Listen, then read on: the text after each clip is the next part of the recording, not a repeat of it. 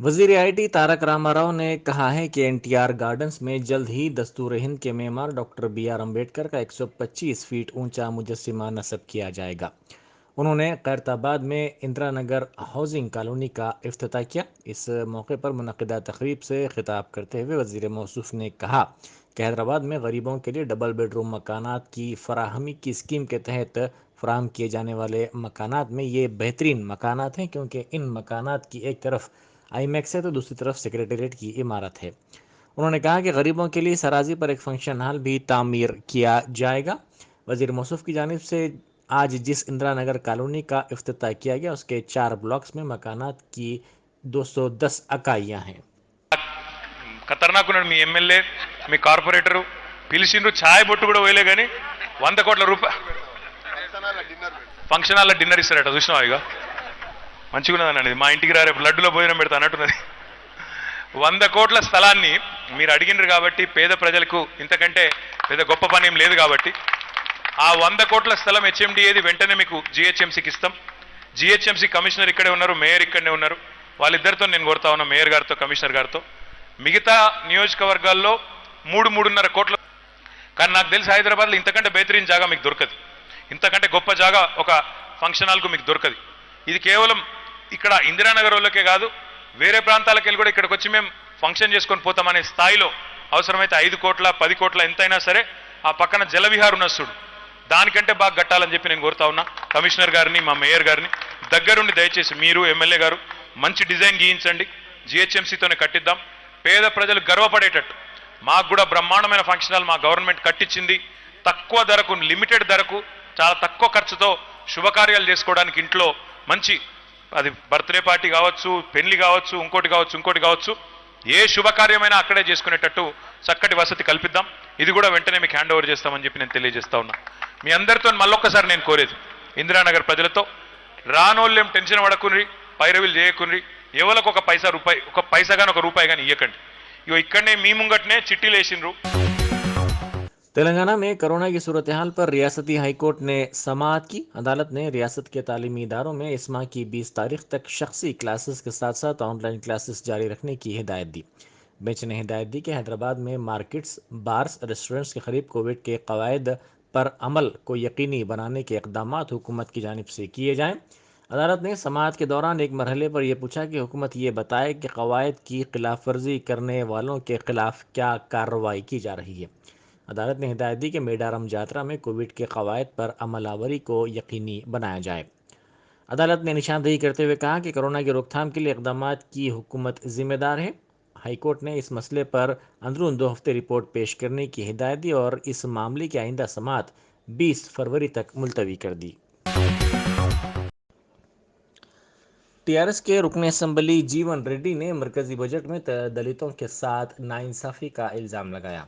उन्होंने असम्बली में TRS LP दफ्तर में मीडिया से बात करते हुए कहा कि अगरचे कि तेलंगाना एक छोटी रियासत है, लेकिन रियासती हुकूमत दलितों के लिए 20,000 करोड़ रुपए से ज़्यादा रकम खर्च कर रही है। उन्होंने अफसोस का इजहार करते हुए कहा कि मरकजी हुकूमत ने दलितों के लिए सालाना बजट में सिर्फ 12,000 करोड़ रुपए ही मुख्तस किए हैं। उन्होंने दावा किया कि वज़ीर आला चंद्रशेखर राव ने कई स्कीमात दलितों के लिए मुतारिफ की हैं, उनका मकसद दलितों को फ़ायदा पहुंचाना है। उन्होंने टीआरएस को अम्बेडकर मुखालिफ के तौर पर पेश करने बीजेपी की कोशिश पर तनकीद की। उन्होंने कहा कि कांग्रेस बीजेपी ने तवील अरसे तक मुल्क पर हुकूमत की, लेकिन दलितों के साथ इंसाफ नहीं किया गया। उन्होंने कहा कि वज़ीर आला ने आइन में तब्दीली की बात करते हुए नई बात नहीं की है, क्योंकि अगर हुकूमत दलितों को कानूनी तौर पर फ़ायदा पहुंचाना चाहती है तो दस्तूर नया होना चाहिए।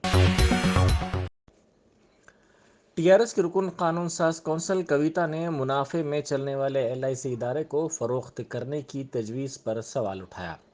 उन्होंने इस सिलसिले में मरकज़ी वज़ीर फ़ाइनेंस निर्मला सीतारमण से एक ट्वीट के ज़रिए पूछा कि एलआईसी जो मुनाफे में चल रहा है उसको फ़रोख्त करने की तजवीज़ का क्या जवाज़ है। सोशल मीडिया के अहम प्लेटफॉर्म पर सरगर्म कविता ने कहा कि एलआईसी को फ़रोख्त किया गया तो मुलाजमीन और रिजर्वेशन से महरूम होने वाले अफराद के ख़ानदानों का क्या होगा। దేశాన్ని అమ్ముతున్నారంటే ఇప్పుడు ఎయిర్ ఇండియాని అమ్మిది అయిపోయి దేశం చూస్తున్నాం. ఇలా సిగ్గు లేకుండా నిస్సిగ్గుగా అద్భుతమైన సంస్థ అండి ఎల్ఐసి. ఇలా బడ్జెట్లో చెప్పారు దాన్ని అమ్మేస్తామని. వీఆర్ సెల్లింగ్ ఎల్ఐసిని ఎందుకు అమ్ముతున్నారు? మోడీ గారిని అడుగుతున్నా, దేనికోసం అమ్ముతున్నారండి? నష్టం వస్తే అమ్మాల, మంచి లాభంలో ఉంది, అంతర్జాతీయ స్థాయిలో అద్భుతమైన పేరు ప్రతిష్టలని, దాన్ని ఎందుకు why the government of India is selling LIC? Telangana की हुक्मरान जमात टीआरएस की तलबा तंजीम टीआरएस-वी के सदर श्रीनिवास यादव ने इल्ज़ाम लगाया कि मरकजी हुकूमत के बजट में तेलंगाना के शोबे तालीम के साथ साथ दीगर शोबेजात को फंड्स की मंजूरी में नाइंसाफ़ी की गई है। उन्होंने मीडिया से बात करते हुए कहा कि उस्मानिया यूनिवर्सिटी के तलबा ने इस मसले पर नाराज़गी का इजहार करते हुए कैंपस में वज़ीर आज़म मोदी का पुतला नजर आतिश करने की कोशिश की, ताहम पुलिस ने इस कोशिश को नाकाम बना दिया। उन्होंने कहा कि मरकज़ ने तेलंगाना के नए अजला में 9 विद्या स्कूल्स के क़याम के लिए फ़ंड्स मुख्तस नहीं किए हैं और जब से मरकज़ में बीजेपी बरसर इख्तिदार आई है, तेलंगाना रियासत के साथ शदीद नाइंसाफ़ी की जा रही है।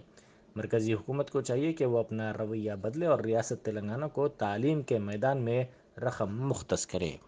చేస్తూ ఉన్నారు. ఎందుకంటే కేంద్ర ప్రభుత్వం ఈ బడ్జెట్లో అసలు దేశంలోని విద్యా వ్యవస్థ తీరును ఆలోచించకుండా నేలవిడిసి సాము చేసినట్టుగా ఇవాళ డిజిటల్ యూనివర్సిటీ పేరు మీద మొత్తం ఇవాళ బడ్జెట్ మొత్తం ఇవాళ డైవర్ట్ చేసింది. అసలు ఉన్న విశ్వవిద్యాలయాలకు నిధులు కేటాయించాలనే సోయి ఇవాళ కేంద్ర ప్రభుత్వం నరేంద్ర మోడీ ప్రభుత్వానికి లేదు.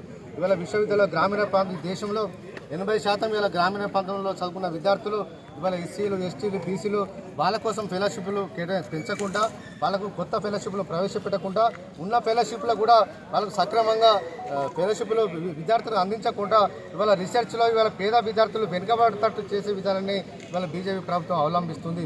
ఉన్నత వర్గాల కోసం, డబ్బున్న వాళ్ళ కోసమే ఇవాళ డిజిటల్ యూనివర్సిటీ పేరు మీద ఇవాళ దేశంలో విద్యారంగాన్ని ఇవాళ భ్రష్టు పట్టించాలని చెప్పి ఇవాళ చూస్తూ ఉన్నది. సిలబస్ల మార్పు మీద ఉన్న ప్రేమ ఇవాళ కేంద్ర ప్రభుత్వానికి ఇవాళ చదువుతున్న విద్యార్థుల కోసం వాళ్ళకైనా ఆర్థిక సహకారం అందించాలనే సోయి కూడా, కనీస సోయి కూడా ఇవాళ బీజేపీ ప్రభుత్వానికి లేదు. ఇవాళ ఈ బడ్జెట్ లోపల ఒక చదువుకున్న విద్యార్థుల కరోనా కారణంగా ఇవాళ ఛానళ్ళ ద్వారా ఇలా విద్యార్థులు ఇవాళ చదువుతున్నారనే ఉద్దేశంతో ఇవాళ 12 ఛానళ్ళ నుంచి 200 ఛానళ్ళు ఇవాళ పెంచుతున్న విద్యారంగం కోసం చెప్పి ఇలా ప్రకటించారు వారి కేంద్ర ప్రభుత్వం. అసలు విద్యార్థులు ఎందులో చదువుకోవాలి? ఇవాళ కరోనా సందర్భంలో కనీసం విద్యార్థులు చదువుతున్న విద్యార్థుల కోసం ల్యాప్టాప్లు ఇవ్వాలని చెప్పి, లేదంటే మొబైల్ ఫ్రీ మొబైల్స్ అని ఇవ్వాలనే అనే అంశాన్ని ఇవాళ బిల్లులో పెట్టకుండా ఇవాళ ఛానళ్ళు పెట్టడానికి ఇవాళ కేంద్ర ప్రభుత్వం ఇవాళ నిర్ణయం తీసుకున్నారంటే వాళ్ళ పెత్తందారుల కోసం, వాళ్ళ కింద పనిచేస్తున్న వాళ్ళ కోసం, వాళ్ళ ఆర్థికంగా అభివృద్ధి చేస్తున్న వాళ్ళ కోసం, రిలయన్స్ అంబానీ వాళ్ళ కోసం ఇలాంటి కార్పొరేట్ కంపెనీలు లాభపరచాలనే ఉద్దేశంతోనే ఇవాళ 200 ఛానళ్ళు పెంచారు తప్ప ఇవాళ పేద విద్యార్థుల సంక్షేమం కోసం ఈ బడ్జెట్లో కనీసం నిధులు కేటాయించకపోవడం అనేది చాలా దురదృష్టంగా ఇవాళ మేము భావిస్తా ఉన్నాం. గౌరవ ముఖ్యమంత్రి కేసీఆర్ గారు అనేకసార్లు కేంద్ర ప్రభుత్వం దృష్టికి తీసుకెళ్లి बीजेपी के रुकन असम्बली राजा सिंह ने इल्ज़ाम लगाया कि वज़ीर आला चंद्रशेखर राव ने दलितों से नाइंसाफ़ी की है। उन्होंने एक वीडियो बयान में कहा कि वज़ीर आला चंद्रशेखर राव हर जाविये से बीजेपी को निशाना बना रहे हैं। उन्होंने कहा कि तेलंगाना में अवाम उनसे नाला हो चुके हैं और वो उन्हें हटाना चाहते हैं। उन्होंने कहा कि वज़ीर आला कहते कुछ हैं और करते कुछ और हैं। ముఖ్యమంత్రి గారు ఒక ప్రెస్ మీట్ కార్యక్రమం పెట్టుకున్నారు. ఆ ప్రెస్ మీట్ కార్యక్రమం దేని గురించి అంటే బీజేపీని తిట్టారు. బడ్జెట్ పైన మీటింగ్ అని మీడియా వాళ్ళకి చెప్పిండు, కానీ బడ్జెట్ పైన అయితే ఆయన ఏం మాట్లాడలే. కానీ ఆయన ఒక పెద్ద పుస్తకం చదివిండు. అంటే ఆయన చెప్తాడు కదా అప్పుడప్పుడు, నేను 100 పుస్తకాలు చదువుకున్నా, 1000 పుస్తకాలు చదువుకున్నా, దాంట్లో ఒక పుస్తకాలు ఏ విధంగా ఉందంటే తిట్లు పుస్తకాలు. అంటే ఆ పుస్తకాలు ఏ యాంగిల్లో తిట్టాలే అది మొత్తం ఉండొచ్చు. ఆ పుస్తకాలు ప్రింట్ తెప్పించి ముఖ్యమంత్రి గారు తెప్పించి అది బాగా చదువుతున్నా అనుకుంటా. ఎందుకంటే బీజేపీని తిట్టాలి కదా, ప్రతి యాంగిల్లో బీజేపీని తిట్టాలి, టార్గెట్ చేయాలి. ఎందుకంటే ఇవాళ తెలంగాణ ప్రజలు ముఖ్యమంత్రికి ఫామ్ హౌస్ నుంచి ప్రగతి భవన్ వరకు తెచ్చినారు, ప్రగతి భవన్ నుంచి రోడ్ పైన తెస్తారు అని ఆయనకి అవగాహన వచ్చేసింది. ఆయన అది అనుకుండా ఆయన, ఎందుకంటే టోటల్ పబ్లిక్ అగ్నిస్ట్ అవుతుంది ఆయనకి. ఎందుకంటే ఆయన చెప్తాడు ఒకటి, చేస్తాడు ఒకటి. పెద్ద మోసగాడు ఎవరంటే మన తెలంగాణ ముఖ్యమంత్రి గారని తెలంగాణ ప్రజలు అనుకున్నారు. అందుకోసం ఆయన సర్వే చేపించుకొని అరే నేను ఓడిపోతున్నా, నా బలం ఖతం అయిపోయింది తెలంగాణలో, అది ఆయన చూసి ఏం చేయాలి, చలో బీజేపీని తిడదాం, బండి సంజయ్కి తిడదాం అని ఒక కార్యక్రమం పెట్టుకోండు. సబ్జెక్ట్ వేరే విధంగా ఉంటుంది, కానీ అది తిప్పి మళ్ళీ బీజేపీ పైన ఆయన తెస్తాడు. ఓకే, ఆ భయం మంచిది, ఆ భయం ఉండాలి. ఆ భయమే కదా, ఆ భయం తీసుకొని రానికే కదా బండి సంజయ్కి ఇవాళ దింపిన మేము రోడ్డు పైన.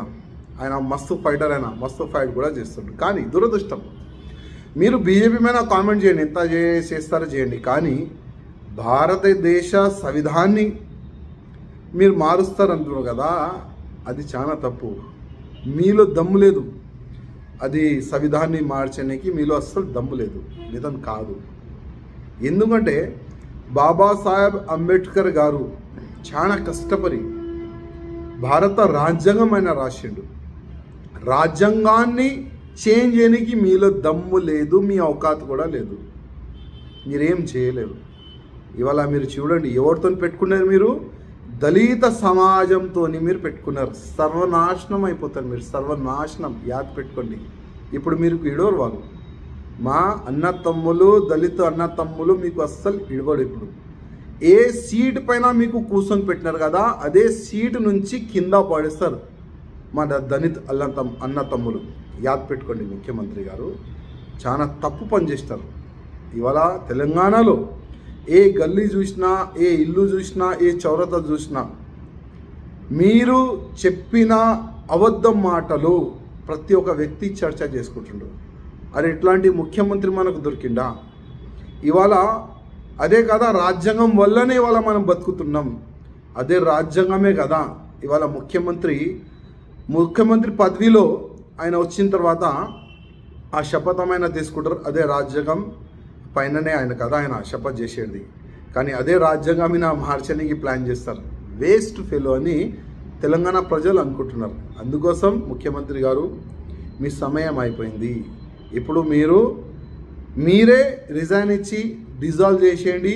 ఇమీడియట్గా మీరు ఎలక్షన్ వెళ్తే చాలా బాగుంటుందని నేను అనుకుంటున్నాను.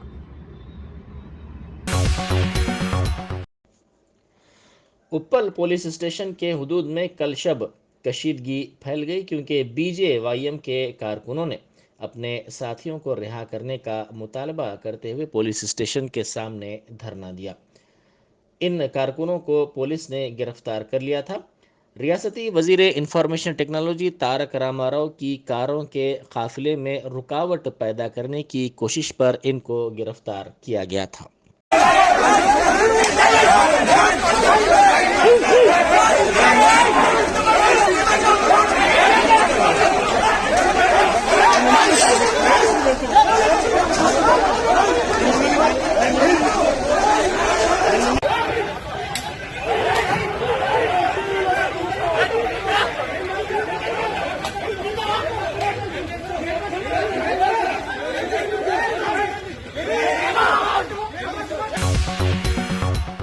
जलपल्ली बल्दिया के न्यू बाबा नगर में पुलिस की जानिब से आवाम में बेदारी पैदा की गई। बालापुर के इंस्पेक्टर भास्कर और मजलिस के नुमाइंदा कारपोरेटर हाजी नवाब ने मेहमान खुसूसी के तौर पर शिरकत की। इस प्रोग्राम का मकसद नौजवानों को नशे से दूर रखना और गांजे की लत से उन्हें निकालना है। इस तकरीब से खिताब करते हुए इंस्पेक्टर ने आवाम से ख्वाहिश की कि वो बच्चों की सरगर्मियों पर कड़ी नज़र रखें। तक उनको चेक कर सकता है, एक बालों में रहता और नेल और खून में भी निकलता, 6 महीने तक निकलता वो एक बार पिए तो। हाँ, इसीलिए एडिक्ट हुए तो उनसे बाहर आना बोले तो बहुत मुश्किल है। इसलिए बच्चों को आप लोगों पेरेंट्स कंट्रोल करना पड़ता, ठीक है, वो एक चीज़। और बाहर बच्चा जा रहे, आप हमारे बोल दो पहले साहब हमारा बच्चा हमारा बात नहीं सुन रहे, बोले तो हम कंट्रोल करेंगे इनको। पुलिस स्टेशन का आने ऐसा लेके जा रहे, आप लोग कॉलोनी का लीडर के पास हमारा बच्चा ले गया, चलो चलो चलो बोल के आता, 2 घंटे भी नहीं बिठा देता उनको डर कहाँ रहता? बच्चों का डर, बाप का डर नहीं है, माँ का डर नहीं है, और स्कूल में टीचर्स का डर नहीं है। इससे पहले आप पढ़ने के टाइम पे टीचर्स कैसा मारता था, स्कूल को नहीं आया तो टीचर वहाँ उधर दिखे तो भाग जाता था डर के, उतना डर था वो टाइम पे। अब क्या है, वो बच्चों को थोड़ा मारे तो अरे यार बच्चा कैसा मारता तू, चल पुलिस स्टेशन में कंप्लेंट देंगे, सार के ऊपर पुलिस स्टेशन में कंप्लेंट दे रहे हैं। अब वो जमाना ऐसा चल रहा है, बहुत सेंसिटिव है। वो सेंसिटिव रह दो, मगर बच्चों को देखना पड़ रहा है। हाँ, और एक क्या है बोले तो हुक्का, हुक्का भी कोई भी नहीं पीना, वही भी प्रोहिबिटेड है। हुक्का भी, हुक्का, गांजा और गुटखा। हुक्का भी आपको मालूम रहता, आपका घर में आप 9 बजे को 10 बजे को काम होने के बाद खा लेता, सो जाता, मगर बाजू का घर में से पूरा साउंड आ जाता, आपको मालूम रहता अरे ये लोग बच्चों क्या कर रहे हैं उधर बोल के। मगर पुलिस को कंप्लेंट दिए तो हमारे ऊपर दुश्मन हो जाता, कहीं को कंप्लेंट करना, वो पी लेके चले जाता बोल के। ऐसे रहे तो आज वो करता, कल के दिन दूसरा भी करता। मगर ऐसा कुछ चीज़ है तो इमीडिएटली बोलो, 100 को कॉल करो। 100 को कॉल करे तो ये नंबर से कॉल आया बोल के वो लोगों को भी नहीं बोलता आप। तेलंगाना कांग्रेस के सीनियर लीडर पुनाला लक्ष्मैया ने कहा है कि वज़ीर आला चंद्रशेखर राव की जानिब से दस्तूर में तब्दीली की बात करना डॉक्टर BR अम्बेडकर की तौहीन है। उन्होंने फेसबुक पोस्ट में कहा कि वज़ीर आला ने आइन के तहत हलफ उठाया है और वो अब इसी के खिलाफ बात कर रहे हैं, जो अजीब बात है। दस्तूर को तब्दील करने से मुताल्लिक़ वज़ीर आला का रिमार्क शर्मनाक है। उन्होंने कहा कि वज़ीर आला दस्तूर को तब्दील करने की बात कर रहे हैं, हालांकि छूतछात का खात्मा इसी आइन की वजह से मुमकिन है।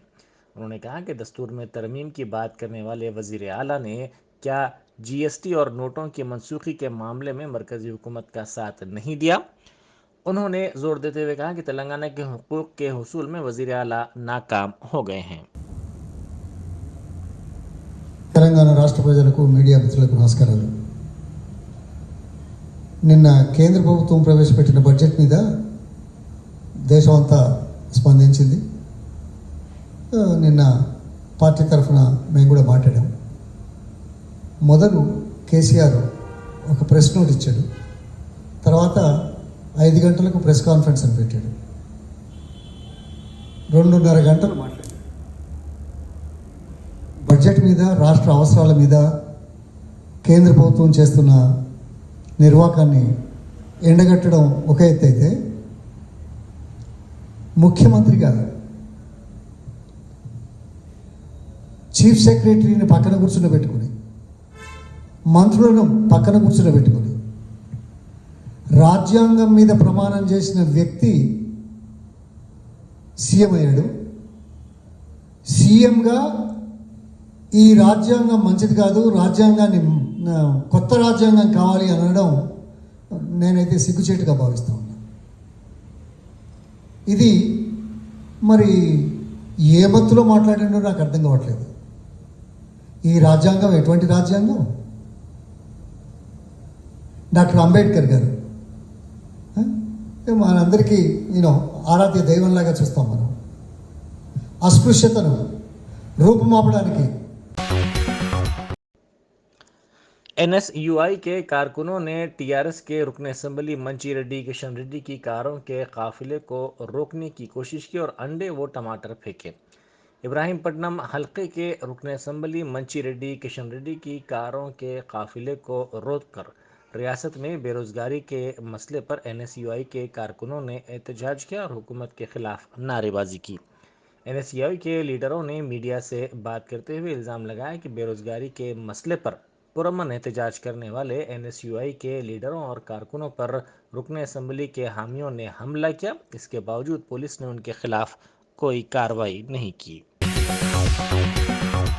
तेलंगाना हुकूमत ने सरकारी मुलाजिमीन और असातिज़ा को आपसी रजामंदी से एक ज़िले से दूसरे ज़िले को बाहमी तबादलों की सहूलत फराहम की है।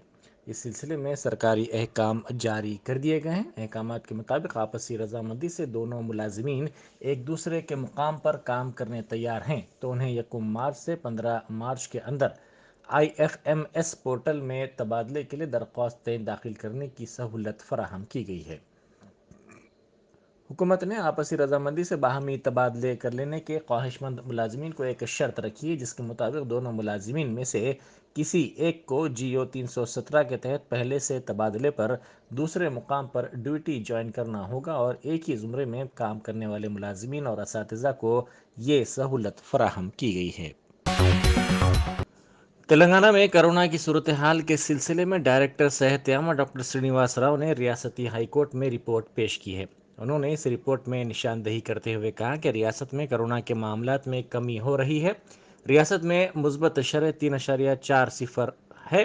ग्रेटर हैदराबाद म्यूनसिपल कॉरपोरेशन हदूद में ये शरह 4.64, मिर्चल मलकाजगिरी में 3.76, नारायणपेट में 8.88, कामारेड्डी में 8.32 मुस्बत शरह दर्ज की गई है। उन्होंने कहा कि गढ़वाल जिले में सबसे कम शरह 1.45% रही है। उन्होंने कहा कि ताहाल 99 लाख मकानात में फीवर सर्वे का काम अंजाम दिया गया है और मुख्तलिफ अलामात पर 4.3 लाख अफराद को दवाओं के किट्स फराहम किए गए हैं। बच्चों के इलाज के लिए दवाखानों में खुसूसी इंतजाम किए गए हैं। रियासत में रोजाना तकरीबन 1 लाख अफराद के कोरोना मुआयने किए जा रहे हैं। उन्होंने इस रिपोर्ट में कहा कि मेडारम यात्रा के सिलसिले में हुकूमत कवायद पर अमल करेगी। कोरोना के मुआयनों, तिब्बी कैंप्स, एम्बुलेंस गाड़ियों को तैयार रखा गया है। इस बात को यकीनी बनाया जा रहा है कि तलबा का तालीमी साल ज़ाया ना होने पाए। चार मीनार बस स्टैंड में एक शख्स की बाइक के पेट्रोल की चोरी का वाक़या पेश आया।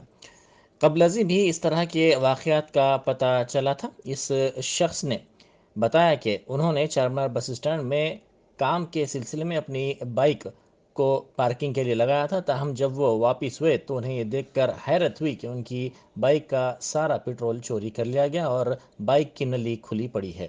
इस शख्स ने कहा कि इस वाक़े के लिए कौन ज़िम्मेदार है। उन्होंने इस वाक़े के मुस्तकिल हल को यकीनी बनाने का मुतालबा किया। अस्सलाम वालेकुम भाई, ये चारमीनार बस डिपो में गाड़ी मेरी पार्किंग करके गया है। यहाँ पे जाके 1 घंटे के बाद आके देखे तक मेरी गाड़ी की पेट्रोल की नली निकाल दी।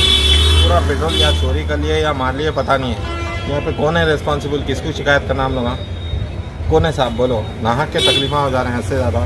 बाहर रखे तो चालाना मार देने गाड़ियों को। इससे पहले गाड़ी रखा, आगे तक गाड़ी उठा ली, फिर एक बार गाड़ी रखा इत्तेफाक से कुछ काम के लिए, चालान आ गया। कौन है साहब रिस्पॉन्सिबल? बाहर रखना मना है, अंदर रखे तो गाड़ियाँ गायब हो जा रही या कुछ डैमेज कर दे रही, सीट फाड़ दे रही। ये हर दिन का एक नया मसला होगा यहाँ का। इससे ज़्यादा परेशानी हो रही। बड़ी मेहरबानी होती साहब, जो कोई भी रिस्पॉन्सिबल है, बराए मेहरबानी गरीबों के लिए कुछ तो कुछ मदद करिए। ये कुछ तो कुछ मसला निकालिए साहब इसका। इससे ज़्यादा तकलीफ हो रही है, खासतौर से पार्किंग को लेके। करना क्या आप बता दीजिए। गाड़ी अगर नहीं रखना है तो कम से कम, या नहीं रखने का तो भी सिस्टम बना दीजिए कम से कम। हद हो जा रही साहब। आपसे अदबन गुजारिश कर रहा हूँ मैं, जो कोई भी जिम्मेदारान है उनसे मैं रिक्वेस्ट कर रहा हूँ, बराए मेहरबानी यहाँ का कुछ तो कुछ सेटअप करिए यहाँ का प्लीज़। मैं हर किसी से रिक्वेस्ट कर रहा हूँ साहब, बराए मेहरबानी, क्योंकि बहुत मायने रखता है 1 रुपया भी आज के दौर में कमाना बोले तो। कितनी मुश्किल से पेट्रोल डलाते हैं हमारे दिल को मालूम, किसी को एहसास नहीं है आज के दौर में इस वक्त का। सरूर नगर पुलिस स्टेशन के हुदूद के साई नगर में साहूकार के मकान के सामने मुतासरीन ने धरना दिया। इस मौके पर इन मुतासरीन ने मीडिया से बात करते हुए इल्ज़ाम लगाया कि उनसे बड़े पैमाने पर धोखा किया गया है। उन्होंने कहा कि कर्ज़ की रकम की वापसी के बावजूद उनके मकानात और असासाजात के दस्तावेज़ात साहूकार की जानिब से वापस नहीं किए गए हैं, जो अफसोस की बात है। तेलंगाना प्रजला पार्टी के सदर मुरलीधर गुप्ता ने कहा है कि मरकज़ी बजट गरीबों के लिए फ़ायदेमंद नहीं है, इससे उनकी ज़िंदगियों में कोई तब्दीलियां नहीं आएंगी। उन्होंने मरकज़ी वज़ीर फ़ाइनेंस निर्मला सीतारमण की जानिब से पेश करदा बजट पर तबसरा करते हुए कहा कि ये बजट किसानों के ताल्लुक़ से खामोश है। सेहत और तालीम के शुबे पर भी इस बजट में मुनासिब तौर पर रकमी अलाटमेंट नहीं किया गया है। ఉభయ సభ్యులు ఉద్దేశించి మాట్లాడుతుంది. 112 జిల్లాలు భారతదేశంలో యాస్పిరేషనల్ డిస్ట్రిక్ట్స్గా గుర్తించడం, దాంట్లో 90% అభివృద్ధి అయిందని చెప్పి, ఇందులో హెల్త్, ఎడ్యుకేషన్, ఇన్ఫ్రాస్ట్రక్చర్ డెవలప్మెంట్ అని చెప్తా ఉంది. తెలంగాణకు కూడా 3 జిల్లాలు ఉన్నాయి. ఒకటి ఆదిలాబాద్, 2 ఖమ్మం, 3 వరంగల్. ఆదిలాబాద్లో స్కూల్ గురించి ఇస్తారు, ప్రభుత్వ స్కూలు. ఇది సంజయ్ నగర్ స్కూల్ అని ఆదిలాబాద్లో ఉంది. ఇప్పటికి కూడా పూర్తిగా కాకుండానే ఈ స్కూలు 7 సంవత్సరాలు నడుస్తూ ఉంది. తిరుపల్లి, ఆదిలాబాద్ టౌన్లో ఇది స్కూల్. ఈ విధంగా విద్యారంగం ఉంది. మరి యాస్పిరేషనల్ డిస్ట్రిక్ట్స్ అని పార్లమెంటు సాక్షిగా మంత్రి గారు చెప్తా ఉన్నారు. 112 జిల్లాలు 95% అభివృద్ధి అయిందని. ఎక్కడ అభివృద్ధి అయింది? ఒకసారి ఈ రిపోర్ట్స్ అన్ని ఫైనాన్స్ మినిస్టర్ చూడాలని మేము కోరుకుంటా ఉన్నాం. ఈరోజు భారతదేశంలో రైతులు దాదాపుగా 11 కోట్లు ఉన్నారు. మరి 11 కోట్ల రైతుల్లో కేవలం 1.8 కోట్ల రైతులకు న్యాయం చేసే తక్కిన వాళ్ళ పరిస్థితి ఇది. ఈరోజు మీరు చెప్పడం జరిగింది భారతదేశంలో 80% రైతులు చిన్న సన్నకారు రైతులు అని చెప్తున్నారు. ఫైనాన్స్ మినిస్టర్ గారు కూడా రైతుల గురించి మాట్లాడింది లేదు, గిట్టుబాటు ధర గురించి చర్చ లేదు. ఈరోజు గిట్టుబాటు ధర చర్చ లేదు.